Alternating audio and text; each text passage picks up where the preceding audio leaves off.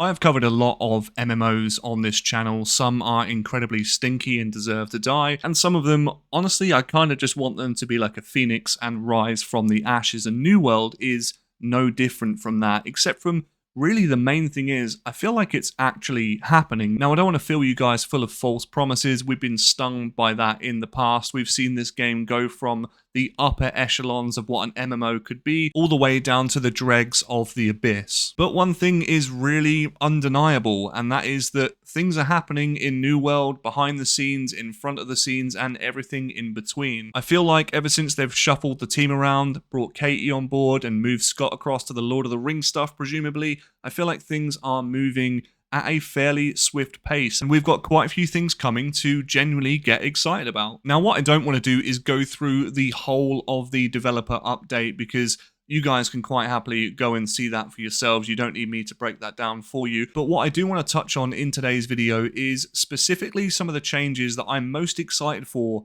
coming to Season 10, or potentially coming to Season 10. So let's just get into the updates that I am most excited about. And I think the first one that comes to mind has to be the idea of introducing procedural dungeons. Now, if you have been in the New World space for any length of time, it doesn't matter if you've played it for 5 minutes, 5 hours, or 500 hours, you'll know that after a short while of running expeditions, doesn't matter what level you are, how many times you do them, they are quite samey. They are incredible to experience for the first time, the first few times, but after a while, when you get to that end game grind, they do kind of start to get a little bit stale. Well, with Season 10, the idea is to introduce some form of procedural dungeon. The idea that every time you run an expedition, it is remotely different. Rooms will change, settings will change, some of the mob placements may change, and hell, even some of the mobs may change themselves. I've always complimented New World and the developers on their ability to construct a world and environment, something that feels immersive, impactful, and atmospheric to live in. But when you've run that content over and over again, and everyone just takes the most meta path to get from A to B, you kind of lose that. So to have an element of the unknown every single time you step foot into an expedition, whether it be a standard, whether it be a mutated, I think that's really going to add a nice quality of life to the game. I think it's really going to help retain some of that early magic and mystery that we all felt when going through the really early expeditions for the first time. The sense of wonder, experiencing these instances for the first time with your friends, is something that we all want to replicate. So hopefully enough can be done to make it varied as much as can be. I assume this is some sort of AI engine. I guess it's handcrafted with AI components that allow you to place procedural assets and change things on the fly. Now, of course, this isn't new to the MMO industry. We've seen this in loads of games dating all the way back to games like Phantasy Star Online, where when you spawn into a world,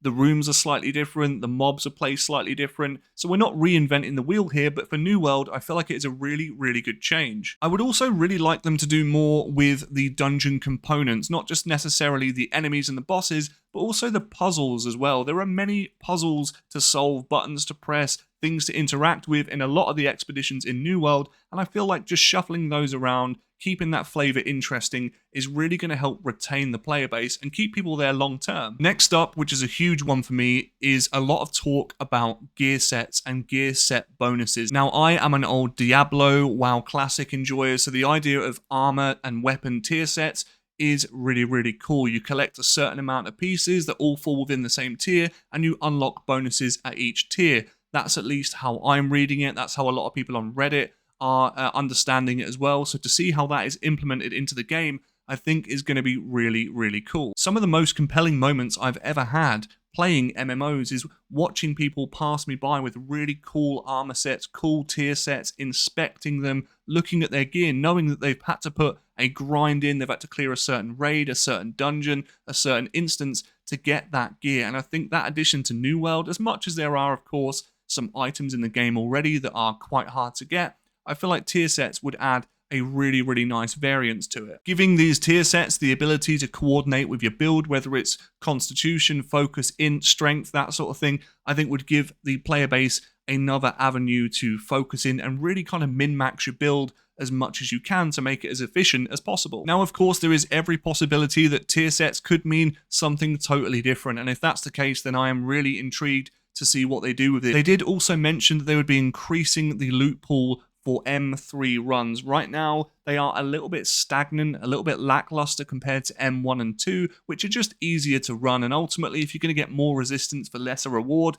people aren't going to run them as much. So you can expect to see the loot pools fill out a little bit more and just make it a bit more worth your time. It would be difficult to talk about Season 10 without addressing something that is obviously quite huge for the world, and of course, that is the idea and the talks of a brand new zone. Now, some people have got their theories about what this zone might be already. Of course, there's a lot of discussion being had about the implementation of this new area. Is it something we've seen before, some people are saying, and some people have got speculations that it might be something entirely different. Either way though, the world of New World as we know it is changing. It's getting bigger, and apparently the vistas are something that we have never seen before, something to really behold. Now, in terms of teasing the new zone, they were quite few and far between with the details, but one thing we can expect from New World, which players have grown to love regardless of where the game's gone in direction, is of course the world building. We can expect beautiful vistas, colourful biomes, new enemies, new animals, new materials to interact with, new herbs to collect, and above all, I'm sure this will lead into the story fleshing itself out even more. And lastly, an obvious highlight for those of you that have been with the game for a while, that run the highest tier content the game has to offer, we can expect a new raid. The details of this are quite slim right now, but it is definitely coming and definitely in the works for the plans of Season 10. So